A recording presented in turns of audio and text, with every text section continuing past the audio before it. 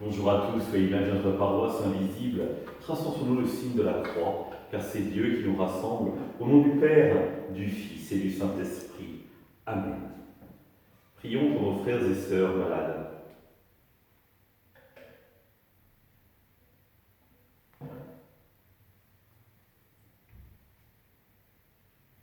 Prions pour les soignants et tous ceux qui œuvrent pour le bien commun.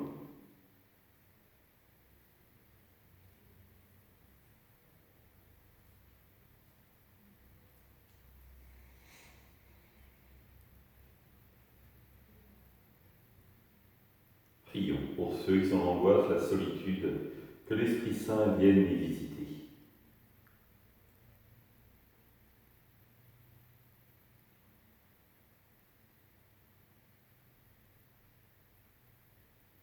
Pour manifester notre communion, je vais maintenant allumer cette bougie au cierge pascal.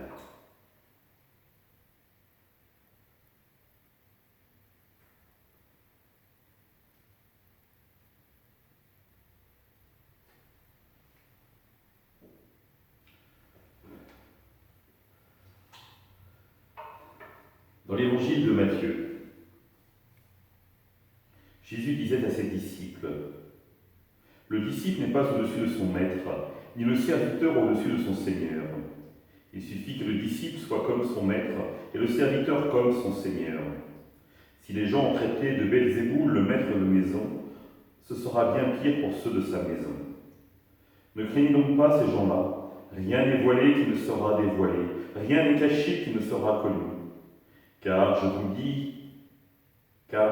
ce que je vous dis dans les ténèbres, dites-le en pleine lumière.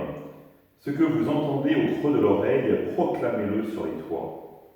Ne craignez pas ceux qui tuent le corps sans pouvoir tuer l'âme. Craignez plutôt celui qui peut faire périr dans la géhenne l'âme aussi bien que le corps. 2 moineaux ne sont-ils pas vendus pour un sou? Or, pas un seul ne tombe à terre sans que votre Père le veuille. Quant à vous, même les cheveux de votre tête sont comptés. Soyez donc sans crainte, vous valez bien mieux qu'une multitude de moineaux. Quiconque se déclarera pour moi devant les hommes, moi aussi je me déclarerai pour lui devant mon Père qui est aux cieux. Mais celui qui me reniera devant les hommes, moi aussi je le renierai devant mon Père qui est aux cieux. Acclamons la parole de Dieu. Louange à toi, Seigneur Jésus. Être chrétien, ce n'est pas de tout repos, et Jésus nous l'annonce et le dit directement à ses disciples. Effectivement, dès le prologue de l'évangile de Jean, rappelez-vous ce qu'il nous dit: la lumière a brillé dans les ténèbres, mais les hommes ont préféré les ténèbres à la lumière. Il est venu chez les siens, et les siens ne l'ont pas reçu. C'est à nous aujourd'hui que cette parole s'adresse.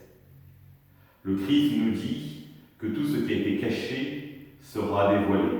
Ce qui a été murmuré au creux de l'oreille sera dit à pleine voix.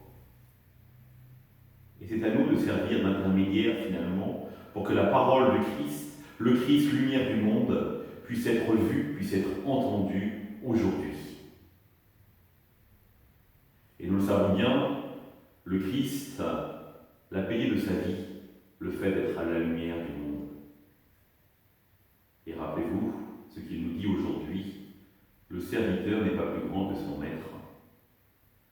Cela ne veut pas dire, évidemment, que nous allons mourir en étant chrétiens, mais cela veut dire finalement qu'il y a une exigence à être chrétien. Une exigence, tout simplement, comme n'importe quelle relation d'amour que nous entretenons avec quelqu'un, il y a des exigences. J'étais, il y a une dizaine de jours, avec les jeunes de la paroisse en camp.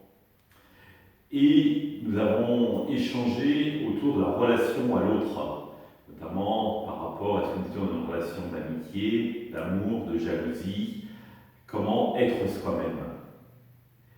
Et finalement, nous avons insisté auprès des jeunes pour témoigner combien il était important finalement de prendre du temps avec l'autre pour pouvoir le découvrir et l'accepter tel qu'il est et non pas tel qu'on voudrait qu'il soit.